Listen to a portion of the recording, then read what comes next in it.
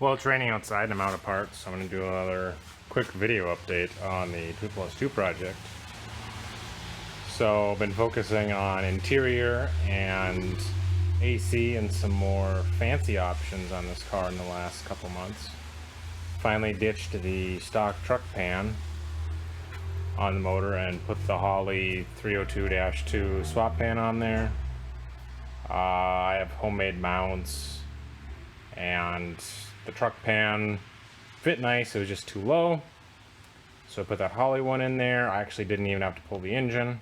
I was just able to jack the engine up by removing the two front to back like 1/2-inch bolts that go to the stock 305 frame mounts, and jack the engine up. Didn't have to disconnect any wires or anything, and then just loosened the pan bolts and then stuck my finger in between the pan and the block and pulled out the windage tray and the pickup tube, pulled the pan out, and then the new pan goes in super easier because the front of the pan is so much shorter than the stock truck pan.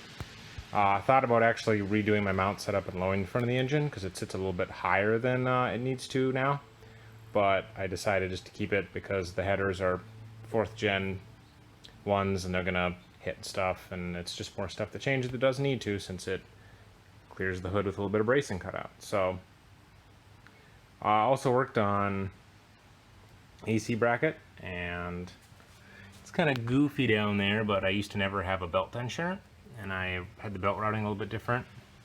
Both the AC pump, I put the tensioner down there, and that's a L67 3800 Buick supercharger tensioner that's bolted to a custom bracket, and then that's a Sandine like aftermarket pump that I bought off Craigslist for like 75 bucks from a somebody that never put AC on a vintage Air Bronco Ford 302 or something. So I just made my own bracket. It mounts in there pretty nicely, and it didn't require any notching of the frame. I just got two 90s for the dash 8 and the dash 10 suction discharge hose, and it clears the frame by about 1 inch to 2 inches, mostly everywhere. Don't mind that, that's just some jerk that lives down the street that has a GTI Volkswagen that decides to fart the can his way by my house every day. So, and then put that bracket in, powder coated it actually because I got a little powder coating gun, and it fits in there nicely. I put a tensioner on there, and I think that's off of like some 2014 Dodge front-wheel drive 4-cylinder of some type. It's the smallest idler pulley I could find, and the only reason I needed to do that was to get the belt away from the thermostat housing. It's close, but it fits.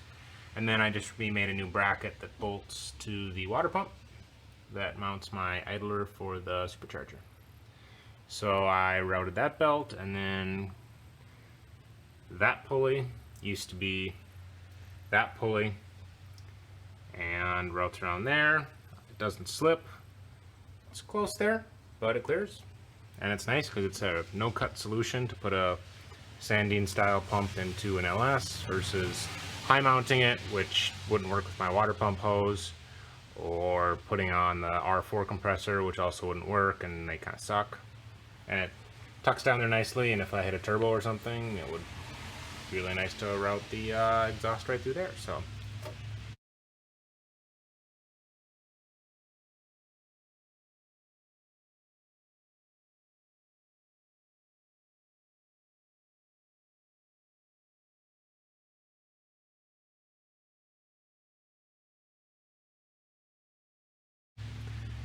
finished that up in my own hoses. I bought the what I thought was a Master Cool AC line hose crimp kit, and I think I took online.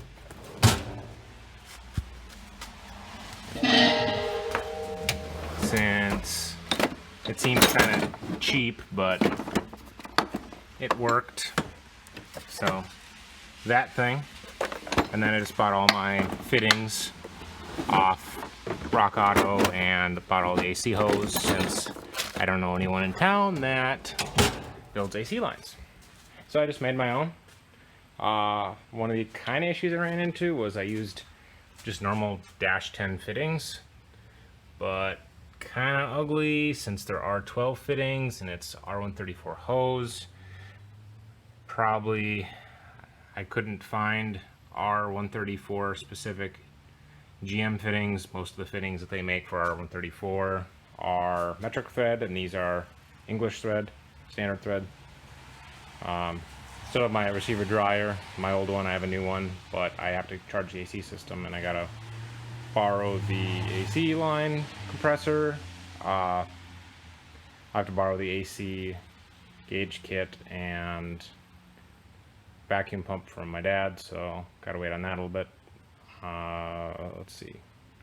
So the AC doesn't work, but it's wired, and the belt. So that's good news. Moving on to the interior, I've also been doing some work.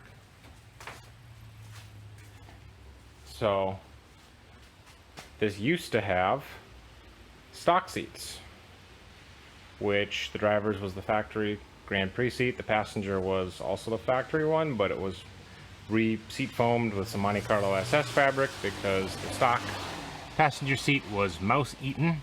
And the back seat, when I got the car, was entirely missing because some decided to make their home. So these are actually out of like a 95 Olds Cutlass SL coupe. So because they're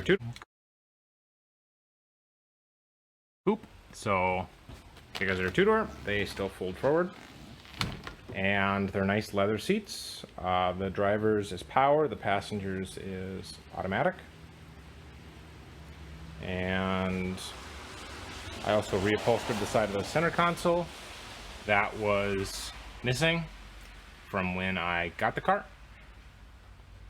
And mounting the seats was actually relatively easy. I can probably throw some photos in there, but the front bolts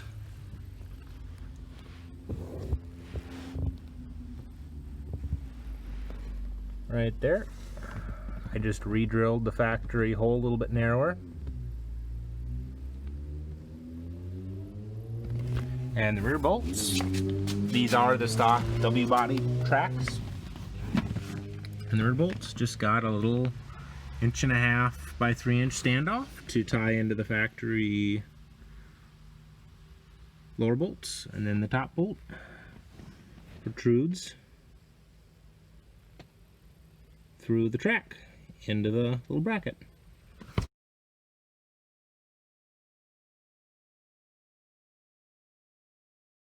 And then the back seat also fits relatively well.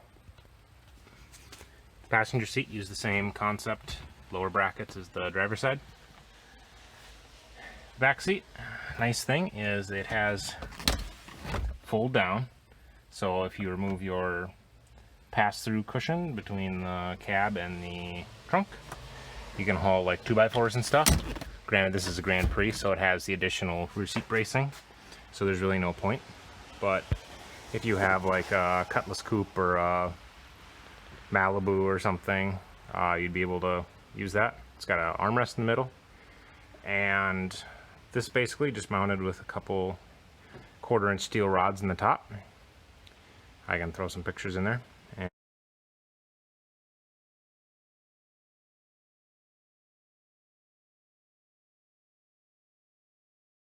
And the bottom, I built a little bracket to tie into the factory hook.